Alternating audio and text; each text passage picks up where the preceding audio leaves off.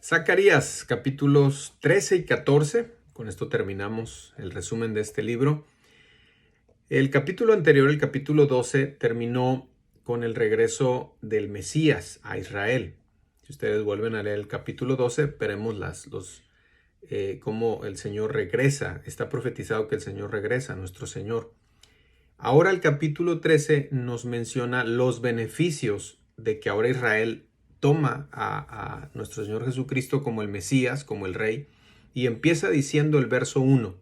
Vaya al verso 1, Zacarías 13. Dice, en aquel tiempo habrá un manantial abierto para la casa de David y para los habitantes de Jerusalén, para la purificación del pecado y de la inmundicia. Fíjense, aquí ya empieza a mencionar los beneficios de Israel de haber aceptado al Mesías. Y el primer beneficio es la santificación, la purificación del pecado y de la inmundicia. De hecho, en el capítulo 14 lo va a volver a mencionar porque al final Dios en su propósito perfecto es nuestra santificación. El propósito de Dios para tu vida es tu santificación.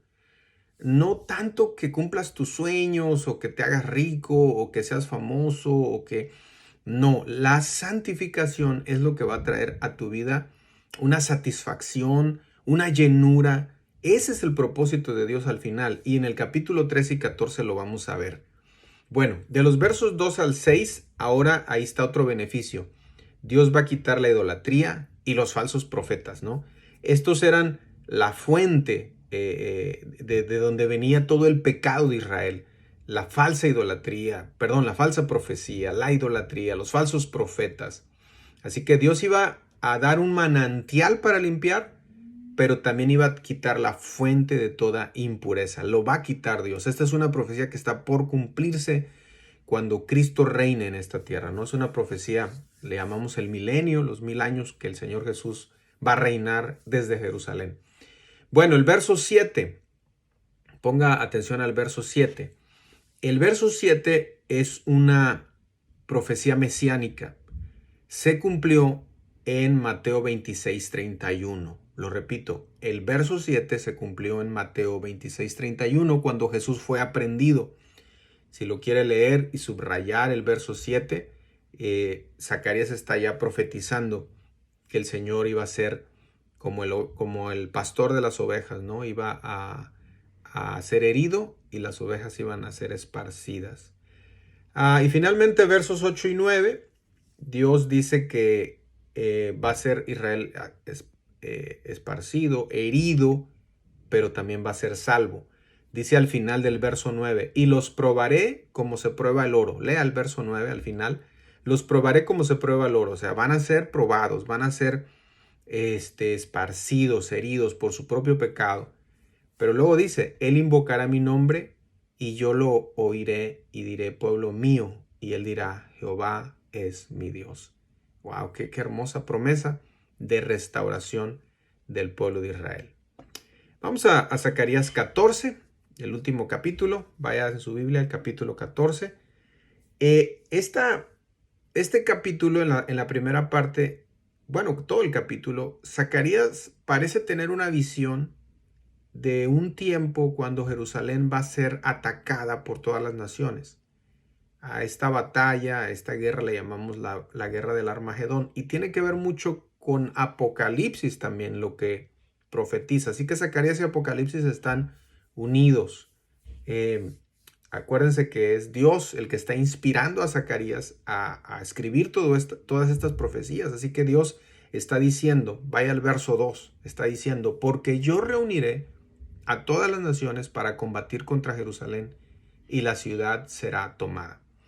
Obviamente han pasado varias veces que hay naciones que se han reunido contra Jerusalén.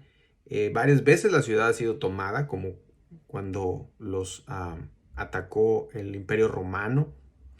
Pero esta visión no se ha cumplido todavía, porque dice el verso 3 al 5. De los versos 3 al 5 dice que saldrá Jehová y peleará con aquellas naciones. Y eso no ha ocurrido. Así que esta batalla se espera que se dé poco antes de venir nuestro Señor Jesucristo. Esto está profetizado y se va a cumplir. el verso 5, perdón, el verso 5, al final dice, y vendrá Jehová mi Dios y con él todos los santos. ¿Sí lo ve? Entonces, estas características de esta batalla que está profetizando Zacarías no se han cumplido. De hecho, dice que tocará el monte de los olivos, que los pies los pondrá en el verso 4. Ve al verso 4. Dice, y se afirmará sus pies en aquel día sobre el monte de los olivos. Entonces, esto habla del Señor Jesús, que en su segunda venida, Él va a poner sus pies en el monte de los olivos. Jehová vendrá, o sea, Dios, o sea, Jesús. No sé si me estoy explicando, ¿no? Aquí esto es hermoso porque Zacarías nos está profetizando el futuro, que todavía no ha ocurrido.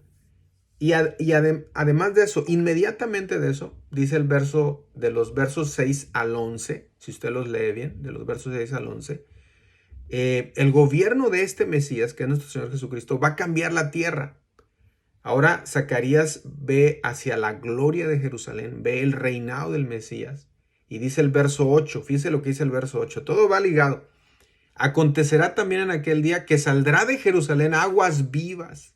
O sea, Jerusalén, que ahora es una ciudad seca, será un río glorioso que va a inundar de vida.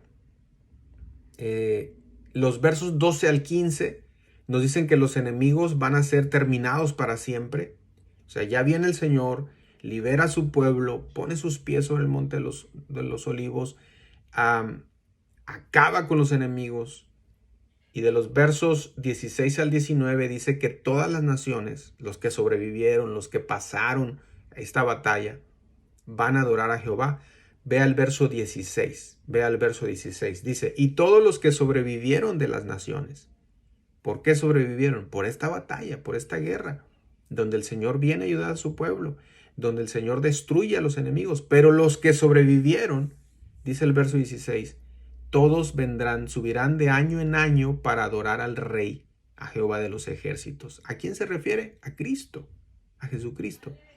El verso 17 nos da a entender que esta acción de venir a adorar no será forzosa, porque dice el verso 17, y acontecerá que los de las familias de la tierra que no subieren a Jerusalén, o sea que Dios no va a hacer que la gente le adore, ¿no?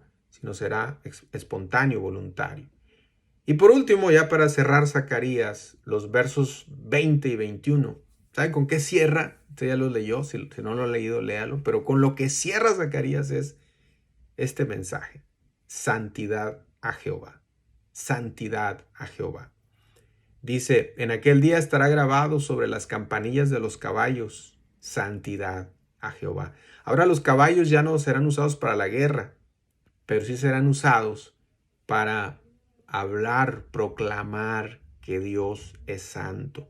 Luego hay otro texto ahí entre los versos 20 y 21 que dice, toda olla en Jerusalén y Judá será consagrada a Jehová de los ejércitos. ¿Qué quiere decir esto?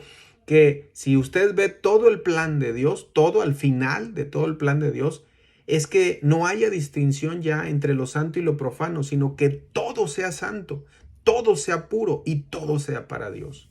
Zacarías termina su profecía dejando en claro que el camino de Dios es santificar todo, aun lo que haya sido profano, aun lo que haya sido sucio.